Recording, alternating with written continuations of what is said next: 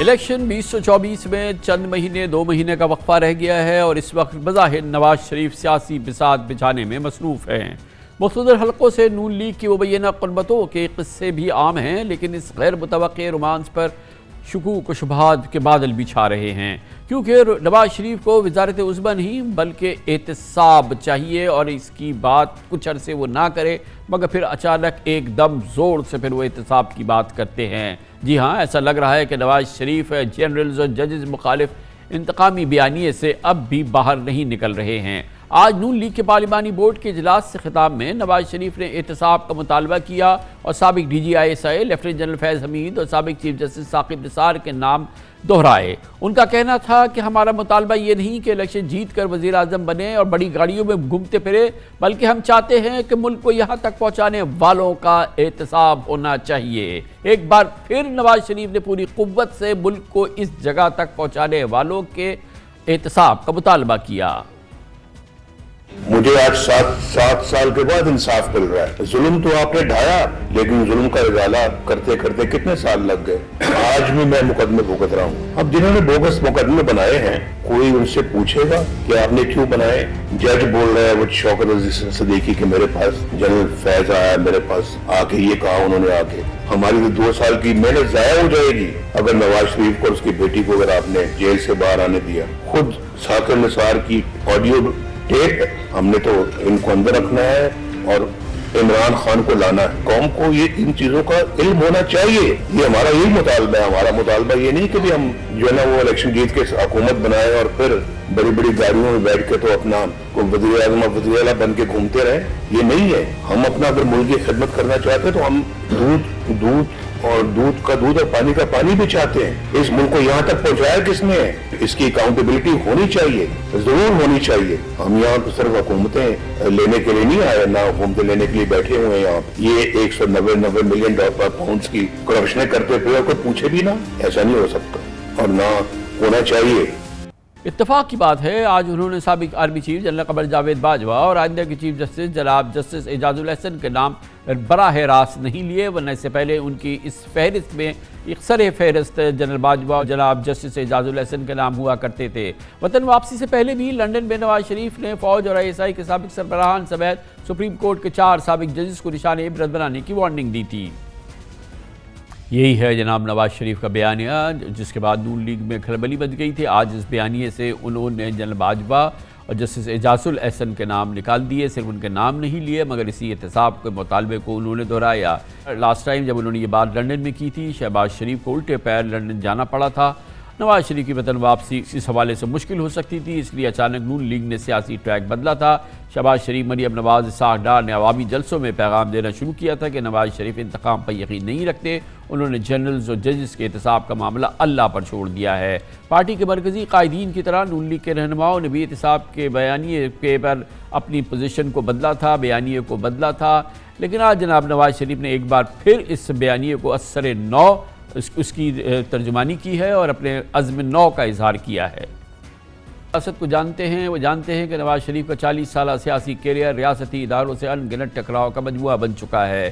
3 بار بطور وزیر اعظم نواز شریف نے 8 آرمی چیفز کے ساتھ کام کیا، لیکن سب کے ساتھ ہی ان کی چپکلش بنی۔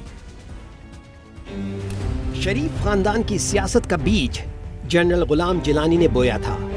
جنرل ضیاء الحق نے اس نئے پودے کو تناور درخت بنانے میں آبیاری کی۔ مبینہ طور پر سابق army chief general Aslam Baig IGI کو تشکیل دے کر نواز شریف کو اقتدار میں لائے، لیکن کویت عراق جنگ کے موقع پر سعودی عرب فوج بھیجنے کے معاملے پر نواز شریف اور جنرل اسلم بیگ میں اختلافات سامنے آئے۔ جنرل اسلم بیگ کی ریٹائرمنٹ کے بعد جنرل آصف نواز جنجوعہ آرمی چیف بنے، مگر نواز شریف کی ان سے بھی نہیں بن سکی۔ جنوری 1993 میں جنرل آصف نواز جنجوعہ کا ہارٹ اٹیک کی وجہ سے انتقال ہو گیا تو اب نواز شریف کی صدر غلام اسحاق خان سے مخاصمت بڑھنے لگی۔ پہلا وار کرتے ہوئے صدر غلام اسحاق خان نے نواز شریف کی پہلی حکومت کو 58(2)B کے تحت گھر بھیجا۔ کورٹ سے نواز شریف کے حق میں فیصلہ آیا تو ان کا مزاج آسمان پر پہنچ گیا۔ صدارتی کیمپ اور وزیر اعظم ہاؤس کے درمیان تعلقات انتہائی کشیدہ ہو گئے تو اس وقت army chief general Abdul Waheed Kakar نے مصالحتی کردار ادا کرنے کی کوشش کی، مگر میاں نواز شریف نے کہا میں ڈکٹیشن لینے کا عادی نہیں۔ آئینی بحران پیدا ہوا تو مجبوراً جنرل وحید کاکڑ کو فیصلہ کن کردار ادا کرنا پڑا۔ آئینی طریقہ کار کے تحت چیئرمین سینٹ وسیم سجاد نے قائم مقام صدر کا عہدہ سنبھالا اور معین قریشی کی نگرانی میں نئے الیکشن ہوئے۔ نواز شریف نے اپنے دوسرے دور حکومت میں بوقت ضرورت کبھی نیب کی مانند احتساب بیورو بنایا اور فوجی عدالتیں بھی قائم کیں، مگر جب اس وقت کے آرمی چیف جنرل جہانگیر کرامت نے نیشنل سیکیورٹی کونسل کے قیام کا خیال ظاہر کیا تو ان کی یہ بات نواز شریف کو بڑی ناگوار گزری۔ انہوں نے آرمی چیف کو بلا کر حد میں رہنے کی تلقین کی۔ اس پر جنرل جہانگیر کرامت نے احتجاجاً اپنا استعفیٰ بھیجا، جس کو نواز شریف نے بخوشی اور فوراً منظور کر لیا۔ جنرل جہانگیر کرامت کے استعفے کے بعد نواز شریف نے 3 جرنیلوں کو سپرسیڈ کر کے جنرل پرویز مشرف کو آرمی چیف مقرر کیا۔ نواز شریف چونکہ جنرل جہانگیر کرامت سے استعفیٰ لے چکے تھے، اس لیے حد درجے پر اعتمادی میں انہوں نے پرویز مشرف کو آسان لیا۔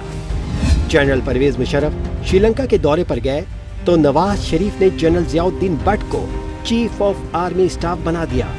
فوج کے منظم ادارے نے یہ فیصلہ منظور نہیں کیا اور نتیجہ یہ نکلا کہ نواز شریف کو حکومت سے ہاتھ دھونے کے ساتھ طیارہ سازش کیس کا بھی سامنا کرنا پڑا۔ دسمبر 2000 میں جنرل پرویز مشرف سے مبینہ ڈیل کے تحت نواز شریف اپنے اہل خانہ کے ہمراہ سعودی عرب جلا وطن ہو گئے۔ مئی 2013 میں نواز شریف تیسری بار ملک کے وزیر اعظم بنے۔ اس وقت جنرل اشفاق پرویز کیانی کو پیپلز پارٹی کی حکومت ایکسٹینشن دے چکی تھی، لیکن کہا جاتا ہے کہ نواز شریف کے جنرل کیانی کے ساتھ بھی مثالی تعلقات نہیں رہے۔ تیسرے دور حکومت میں نواز شریف نے جنرل راحیل شریف اور جنرل قمر جاوید باجوہ کو آرمی چیف مقرر کیا۔ سابق آرمی چیف پرویز مشرف پر سنگین غداری کے مقدمے اور ڈان لیگ سے شروع ہونے والی کشیدگی نے جنرل راحیل شریف اور نواز شریف کو ایک پیج نہیں آنے دیا، جبکہ اقتدار سے نکالے جانے اور سپریم کورٹ سے تاحیات نااہلی کے بعد اپنے ہی لگائے ہوئے آرمی چیف کے خلاف نواز شریف نے نام لے کر توہین آمیز اور اشتعال انگیز تقریریں کی۔ گویا اقتدار میں ہوتے ہوئے نواز شریف نے پاک فوج کے سربراہان سے کسی نہ کسی طرح کی مخاصمت یا عداوت کا رویہ برقرار رکھا، یا کیفیت کسی صورت میں بھی معمول پہ نہیں رہی۔ جنرل مشرف پر آرٹیکل 6 کے تحت کیس سمیت ماضی کی کئی مثالیں موجود ہیں، یعنی میاں صاحب کی سوچ موقر تو ہو سکتی ہے لیکن سرے سے ختم نہیں ہوتی ہے۔ میں ہوں کامران شاہد۔ اگر آپ کو ہماری یہ ویڈیو پسند آئی تو لائک کریں، شیئر کریں اور کمنٹ سیکشن میں اپنی آرا سے ہمیں ضرور آگاہ کریں۔ اویئر رہنے کے لیے ملکی حالات، بین الاقوامی معاملات، دنیا یوٹیوب چینل سبسکرائب کریں۔